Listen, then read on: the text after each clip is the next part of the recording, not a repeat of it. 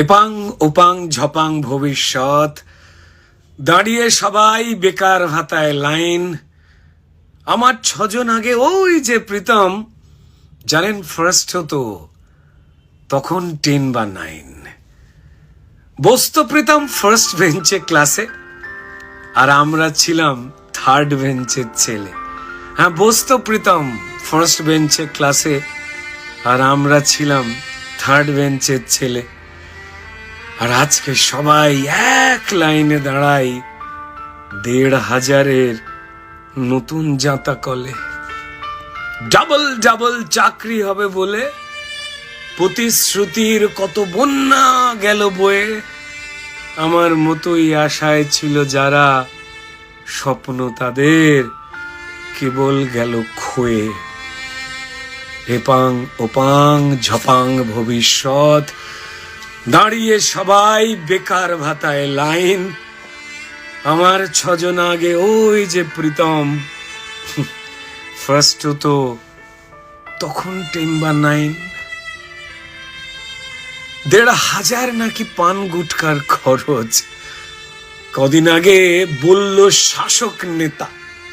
এই 1,500 নাকি পান গুটকার খরচ, কদিন আগে বলল শাসক নেতা।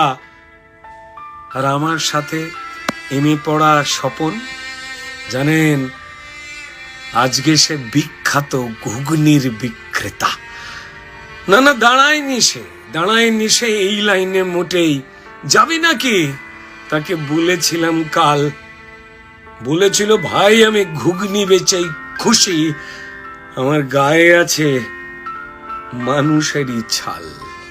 না না, রাগ করিনি কারোর কথায় আমি, আর গায়ে লাগে না, হয় না অভিমান। আমার মতো এই লক্ষ বেকার ছেলে মেয়ে, আমরা ভুলেই গেছি কোনটা অপমান। তবুও দাঁড়াই আমরা লাইন বা অফলাইন। আমরা বাংলা ছেড়ে চাই না যেতে দূরে। ঘরে আছে বৃদ্ধ বাবা মা আর প্রেমিকা, সে তো কবেই গেছে ছেড়ে। ও 13 সালেও এই 1,500-এর ভাতায় যুবশ্রীতে ছিল একই প্রতিশ্রুতি। 2013 সালে এই 1,500-এর ভাতায় যুবশ্রীতে ছিল এই একই প্রতিশ্রুতি। তবে পাইনি ভাতা তেমন কোনো বেকার।